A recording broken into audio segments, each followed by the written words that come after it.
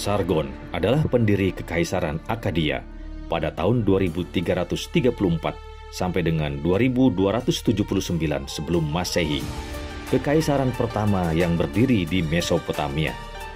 Berawal dari kehidupan anak yang dibuang, Sargon menjelma menjadi seorang penakluk besar daratan Mesopotamia. Ia adalah pemimpin militer ulung yang sepanjang hidupnya tidak pernah berhenti berperang. Meskipun suka berperang, sistem birokrasi pemerintahannya menjadi contoh kekaisaran-kekaisaran setelahnya karena sebuah struktur yang dapat mempertahankan kesatuan, bahkan ketika tahta beralih pada keturunannya. Prestasi besar itu menjadikan nama Sargon begitu dikenal dalam sejarah Mesopotamia.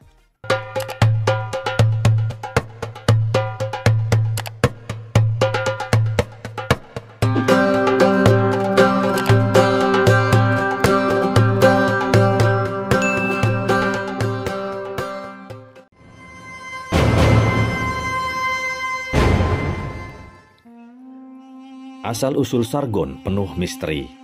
Tidak jelas siapa orang tuanya atau asalnya. Nama Sargon sendiri dipakai setelah ia dewasa. Bentuk aslinya dari kata Sarumkin yang berarti raja yang sah. Kemungkinan ia berasal dari ras Semit, bukan Sumeria. Mesopotamia kuno dibagi menjadi dua kebudayaan besar, yaitu di dataran tinggi utara Mesopotamia yang didominasi oleh kebudayaan Semit, sementara di bagian selatan adalah kebudayaan Sumeria. Ibunya meninggalkan bayi Sargon di sungai. Ketika itu Sargon kecil ditemukan, lalu diangkat dari sungai dan diselamatkan oleh orang tua angkatnya yang bernama Aki, seorang Semit. Oleh karena itu Sargon menjadi seorang Semit. Orang tua angkat Sargon bekerja di istana Raja Kis, Sumeria. Ia membesarkan Sargon agar bisa menjadi juru kebun raja. Ketika Sargon tumbuh dewasa, ia menjadi petugas minuman Ur-Zabada, Raja Sumeria di kota Kis. Petugas minuman adalah orang kedua setelah raja sendiri. Petugas minuman tidak hanya mencicipi santapan raja, tetapi juga membawa segel raja yang memberinya hak untuk memberikan persetujuan raja. Ia adalah pengatur orang yang akan menghadap raja. Petugas minuman memiliki kekuasaan yang sedemikian besar. Ia diminta mencicipi anggur dan makanan raja, bukan saja untuk melindungi raja dari kemungkinan diracun, tetapi supaya ia juga tidak tergoda kekuasaan dengan meracuni sang raja. Pada saat Sargon mengabdi kepada Raja Ur-Zabada di Kis, Raja Lugal-Zagesi dari kerajaan Umma melakukan ekspansi untuk menguasai wilayah Sumeria ke dalam wilayah kerajaannya. Lugal-Zagesi menyerang Lagas dan mengusir Uruk-Kaginal. Ia lalu menduduki Uruk dan mencaploknya. Setelah itu, Lugal-Zagesi mengarahkan sasarannya ke kota Kis. Ketika mengetahui bahwa pasukan Lugal-Zagesi mendekati kotanya, Ur-Zababa sangat ketakutan dan tidak dapat berbuat apa-apa. Hal ini diperparah dengan kecurigaan pada petugas minumnya. Ia curiga dengan gerak-gerik Sargon, sehingga berpikiran bahwa Sargon sebenarnya memihak musuh. Ia lalu mengutus Sargon menghadap Lugal-Zagesi dengan sebuah pesan pada papan lempung.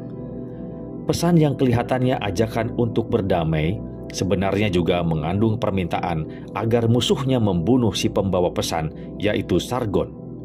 Namun Lugal-Zagesi menolak permintaan itu dan terus menuju kota Kis. Lugal-Zagesi masuk ke kota Kis tanpa halangan berarti. Ur-Zababa melarikan diri, sementara Sargon sendiri menghilang. Ketika Lugal-Zagesi sedang berpesta merayakan kemenangannya, Sargon menghimpun pasukan yang kemungkinan besar diambil dari pasukan Ur-Zababa dengan seleksi ketat selama bertahun-tahun. Pasukan Sargon bergerak menuju Uruk. Kota itu akhirnya dapat direbut tanpa sepengetahuan Lugal-Zagesi. Ketika mendengar berita serangan itu, Raja Lugal-Zagesi segera meninggalkan Kis dan kembali ke kota Uruk. Sargon menyergap Lugal-Zagesi di medan perang. Ia menangkap Lugal-Jagesi, lalu memasang rantai pada lehernya dan mengaraknya sebagai tawanan ke kota suci, Nippur. Di sana ia memaksa raja yang kalah itu untuk melangkah sebagai tawanan, melewati gerbang khusus yang dipersembahkan kepada Enlil, yaitu dewa yang disembah Lugal-Jagesi. Tentu saja ini merupakan penghinaan pahit baginya. Sargon langsung mengambil alih sebagai Raja Kish. Ia lalu melanjutkan ekspansinya ke selatan untuk menaklukkan kota Ur, menghancurkan Umma, dan menyapu seluruh perlawanan orang Sumeria yang masih tersisa. Sebuah perjalanan untuk menaklukkan seluruh daratan Mesopotamia. Perjalanan tersebut berhenti di Teluk Parsi, di mana ia membasuh senjatanya di laut sebagai wujud perayaan kemenangan. Penaklukan seluruh dataran Mesopotamia dilakukan Sargon secara cepat, dan itu cukup mencengangkan. Kombinasi dari kelehan seorang pemimpin militer dan kelemahan Sumeria telah menjadikan Sargon berada di atas angin. Pasukannya lebih kuat dibandingkan seluruh raja-raja Sumeria karena ia menggunakan busur dan panah secara masif. Busur merupakan senjata yang tidak lazim di Sumeria karena langkanya kayu. Sargon memiliki sebuah sumber kayu Eru di pegunungan Zagros, sebuah persiapan yang telah dilakukan sejak lama. Pasukannya juga telah mengubah formasi penyerangan dari pola yang biasa digunakan pasukan Sumeria. Pasukan Sargon memiliki keunggulan mobilisasi sehingga ia lebih lincah dan leluasa bergerak di seluruh medan pertempuran untuk menyerbu dan kemudian membentuk formasi kembali sesuai dengan keinginan. Orang Sumeria mungkin juga dilemahkan oleh kondisi kota yang memprihatinkan dan menderita akibat kesenjangan yang kian besar antara kelompok elit pemimpin dan pekerja miskin. Banyak penindasan oleh para aristokrat yang merangkul kaum imam menggunakan perpaduan kekuasaan agama dan duniawi untuk menguasai wilayah. Penaklukan oleh Sargon mendapat dukungan dari anggota masyarakat Sumeria yang tertindas dan latar belakang Sargon yang bukan aristokrat. Sargon melakukan sesuatu yang belum pernah dihasilkan oleh seorang pun raja Sumeria. Ia membentuk sebuah kekaisaran. Pada tahun 2334 sebelum Masehi, Sargon naik menuju kekuasaan tertinggi yang belum pernah dicapai raja-raja Sumeria lainnya. Sebagai bagian dari strategi Sargon untuk memerintah kota-kota yang tersebar luas, ia membangun sebuah ibu kota baru bernama Agade dengan nama Kekaisaran Akkadia. Dari kota itu, Sargon mengendalikan lalu lintas sungai dan mengawasi kedua ujung kerajaan. Tercatat 5.400 prajurit pasukan Akkadia menjaga kota tersebut, dan ribuan lainnya menyebar di seluruh daratan Mesopotamia. Orang Sumeria merasa hidup sebagai orang asing di kota mereka sendiri. Orang-orang Sargon adalah orang Semit dari dataran utara. Adat istiadat, dialek atau logat bicara, bahasa Akkadia adalah bahasa Semit, tidak sama dengan orang Sumeria Selatan. Berbeda dengan pendahulunya yang memerintah Sumeria, Sargon bersikap kejam kepada penduduk asli. Ketika Raja Lugal-Jagesi menaklukkan Kish, ia tidak menyingkirkan pegawai Sumeria dan membiarkan mereka sebagai pejabat asal bersumpah setia. Namun Sargon berbeda. Ia mengganti seluruh pemimpin kota, staf dan pasukannya dengan orang-orang Akkadia ketika ia berhasil menaklukkan sebuah kota. Sargon juga cerdik dalam mengatur dan mempertahankan kekuasaan. Ia mendekatkan diri dengan hal-hal keagamaan dan memberikan penghormatan kepada setiap dewa setempat, membangun kuil-kuil di Nippur dan menjadikan anak perempuannya sebagai imam agung wanita Dewi Bulan Ur.